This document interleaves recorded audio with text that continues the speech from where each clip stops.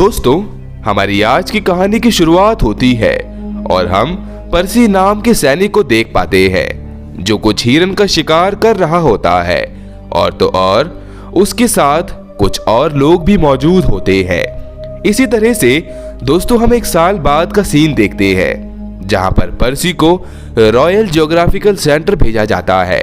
वहां पर उसकी मुलाकात बड़े बड़े लोगों से होती है। एक आदमी इसे कहीं दूसरी जगह पर भेजने को बोलता है मेजरमेंट करने के लिए। बोलिविया और ब्राजील के बीच में एक अमेज़न नाम का जंगल है जिसमें दोनों देश बहुत नजदीक आते हैं। इसीलिए उन दोनों देशों को ये नहीं पता कि उनके हिस्से में कितना देश आता है। तो मैंने तुम्हें इसीलिए चुना है क्योंकि तुमने इस तरह के बहुत केस कर रखे हैं और पर्सी, अगर तुमने ये काम कर लिया तो मैं तुम्हें बहुत अच्छी पोस्ट पर लगा दूंगा। इसके बाद दोस्तों पर्सी ये पूरी बात अपनी पत्नी नैन्सी को जाकर बताता है, जिससे नैन्सी उसे कुछ नहीं कहती क्योंकि दोस्तों वो पर्सी की खुशी में ही खुश रहना चाहती है। अब समय आता है 1906 का, जहां पर पर्सी अपना सफर शुरू करता है। पर्सी अटलांटिक ओशियन से होते हुए अमेज़न जंगल जाता है जहां पर दोस्तों एक बहुत बड़ी मुसीबत उसका इंतजार कर रही होती है क्योंकि दोस्तों हमें पता चलता है कि इस एरिया में 20 से ज्यादा आदिवासियों के ग्रुप रहते हैं। इसी बीच यहाँ पर पर्सी को ऐसा लगता है जैसे उसका कोई पीछा कर रहा हो और आखिरकार वो उस आदमी को पकड़ ही लेता है। वो आदमी अपना नाम हेनरी बताता है। हेनरी पर्सी को कहता है कि मैं तुम्हें जानता हूँ, जिस मिशन के लिए तुम निकले हो कुछ समय पहले मैं भी इस मिशन में था। इसके बाद हेनरी भी उसके साथ जाने को कहता है। दोस्तों इस सफर के दौरान उनको बहुत जहरीले सांपों का सामना करना पड़ता है जिसके काटने के बाद इंसान कुछ ही सेकंड में मारा जाता है। इसके बाद हेनरी और पर्सी दोनों एक इंसानी बस्ती में जाकर पहुंचते हैं जो बस्ती बैरिन नाम के कारोबारी के अंडर में आती है जो दोस्तों रबर का कारोबार करते हैं। पर्सी इन्हें पूरी बात बताता है कि हम यहाँ पर ब्रिटिश की तरफ से आए हैं, यहाँ पर लाइन बनाने के लिए जो बोलिविया और ब्राजील को अलग करती है। तो ये सुनकर वो आदमी मान जाता है और इनके साथ अपने कुछ आदमियों को भेज देता है। वो आदमी इनके साथ एक गुलाम आदिवासी को भी भेजता है जिसे इस एरिया के बारे में सब कुछ पता होता है। अब ये आगे जाने के लिए एक राफ्ट बनाते हैं जिसमें बैठकर ये नदी को पार करते हैं। अगले दिन दोस्तों पर्सी को अपनी पत्नी का एक खत मिलता है जिसे पढ़कर उसे पता चलता है कि वो एक बार फिर से बाप बन चुका है और उसे एक बेटा हुआ है। जिस खत को पढ़कर वो बेहद खुश होता है।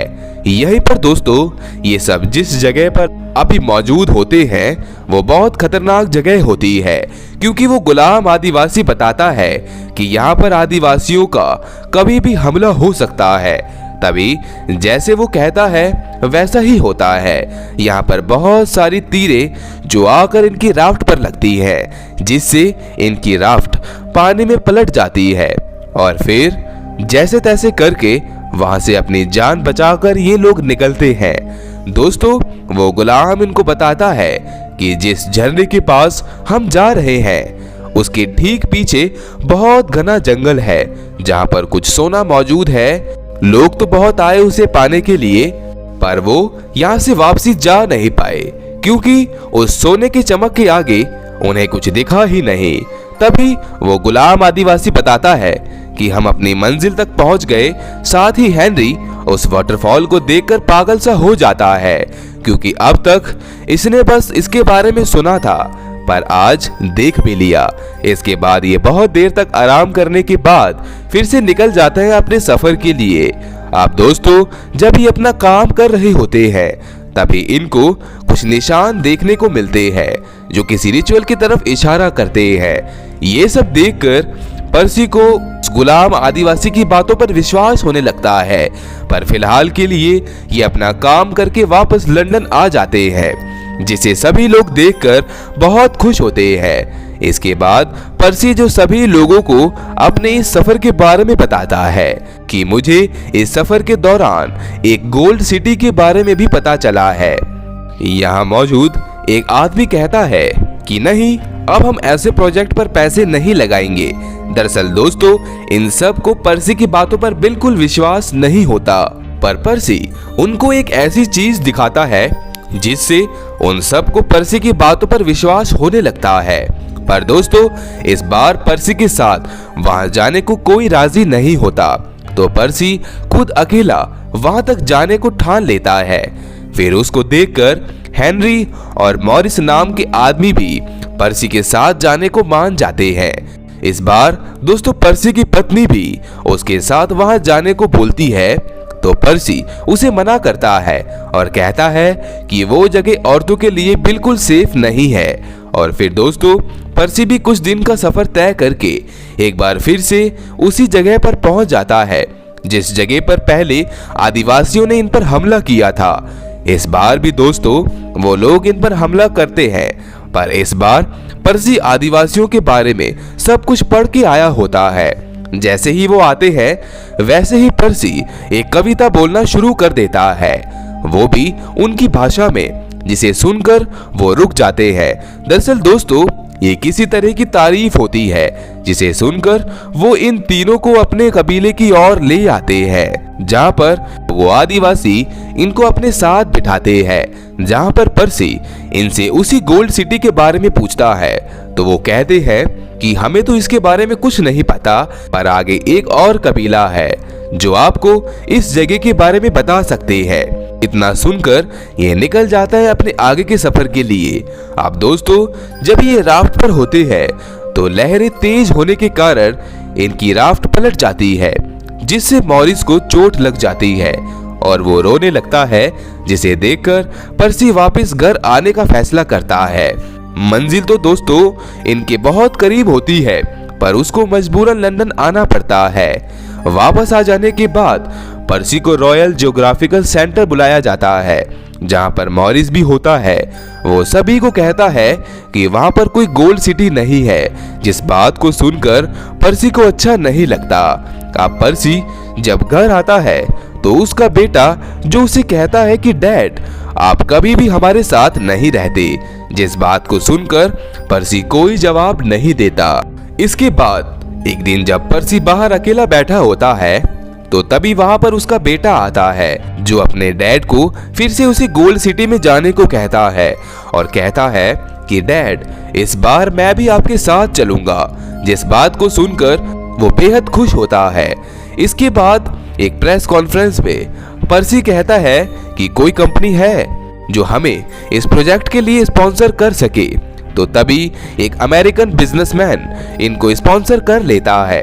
तभी इस सफर को शुरू करने से पहले पर्सी यहाँ पर जॉन नाम के आदमी को एक कैंपस देकर जाता है और कहता है कि अगर आपको ये कैंपस दोबारा देखने को मिले तो समझ जाना कि हमें हमारी मंजिल मिल चुकी है। इतना बोलकर वो दोनों बाप बेटे निकल जाते हैं अपने इस आखिरी सफर के लिए।